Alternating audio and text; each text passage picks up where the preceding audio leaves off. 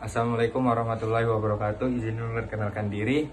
Saya Ari Ashari dengan NPM 2121010006. Di sini saya akan menjelaskan tentang dasar-dasar peradilan tata usaha negara. Yang dimana yaitu dasar-dasar peradilan tata usaha negara. Yang pertama ialah dasar hukum pembentukan peradilan tata negara. Yaitu negara tidak hanya bertugas menjaga ketertiban semata-mata, tetapi negara juga ikut aktif campur tangan mengusahakan dan menyelenggarakan warga negaranya untuk mencapai kesejahteraan dan kebahagiaan. F.J. Stahl menjelaskan bahwa suatu negara hukum formal harus memiliki 4 unsur, yaitu yang pertama adanya perlindungan terhadap hak asasi manusia, yang kedua adanya pemisahan atau pembagian kekuasaan, dan yang ketiga setiap tindakan pemerintah harus berdasarkan pada peraturan perundang-undangan yang berlaku. Yang terakhir adanya peradilan tata usaha negara. Adapun yang menjadi dasar hukum peraturan adalah yaitu pembukaan Undang-Undang Dasar 1945, yang kedua Pasal 24 dan 25 Undang-Undang 1945. Yang ketiga, asas keaktifan hakim. Yang keempat, asas putusan pengadilan yang mempunyai kekuatan mengikat erga omnes. Asas-asas hukum acara peratun tersebut di atas memiliki konsekuensi seperti asas praduga resmatik, yang kedua yaitu yang isinya gugatan tidak menunda pelaksanaan KTUN yang sedang digugat. Yang kedua diperlukan adanya suatu acara singkat, dan yang ketiga tidak dikenal adanya provisional vonis. Mengenai undang-undang sebagai sumber hukum tertulis berbeda dengan hukum perdata atau hukum pidana, karena sampai sekarang hukum tata usaha negara belum terkodifikasi sehingga hukum tata usaha negara masih tersebar dalam berbagai ragam peraturan perundang-undangan. Dalam melakukan pembuktian, hakim tidak tergantung pada fakta yang dikemukakan para pihak.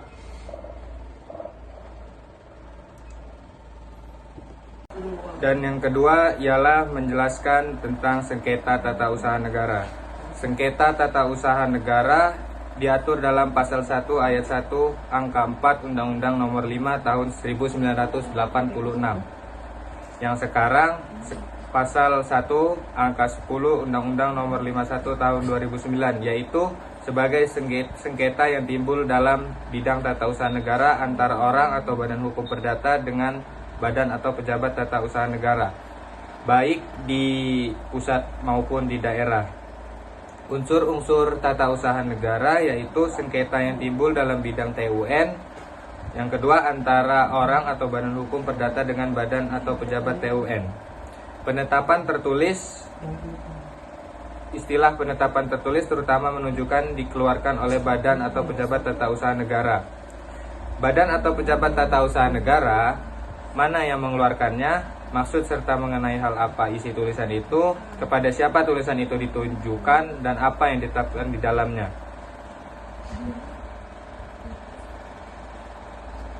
Unsur-unsur KTUN sebagaimana tercantum dalam pasal 1 angka 3 Undang-Undang Nomor 5 Tahun 1986 ternyata belum tuntas.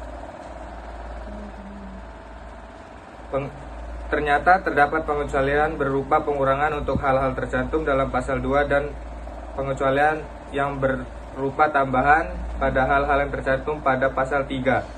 Pengertian keputusan tata usaha negara menurut undang-undang ini yaitu keputusan tata usaha negara yang merupakan perbuatan hukum perdata.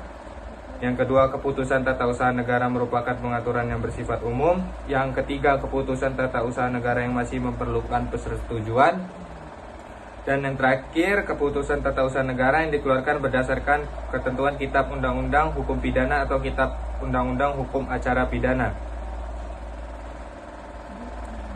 Sebagai akibat dikeluarkannya KTUN, termasuk sengketa kepegawaian berdasarkan peraturan undang-undangan berlaku, sengketa tata usaha negara ditimbulkan oleh adanya atau dikeluarkannya suatu keputusan tata usaha negara.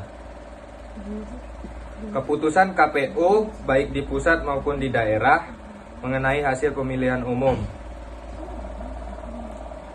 Dalam hal peraturan perundang-undangan, yang bersangkutan tidak menentukan jangka waktu sebagaimana yang dimaksud dalam ayat 2. Isi ketentuan yang tercantum dalam pasal 2 dan pasal 3 Undang-Undang Nomor 5 Tahun 1986 dapat ditarik pengertian bahwa tercantum dalam pasal 2 sebenarnya merupakan suatu KTUN, akan tetapi menurut sifatnya oleh undang-undang yang ini dianggap bukan sebagai KTUN. Mungkin itu yang bisa saya sampaikan. Terima kasih. Wassalamualaikum warahmatullahi wabarakatuh.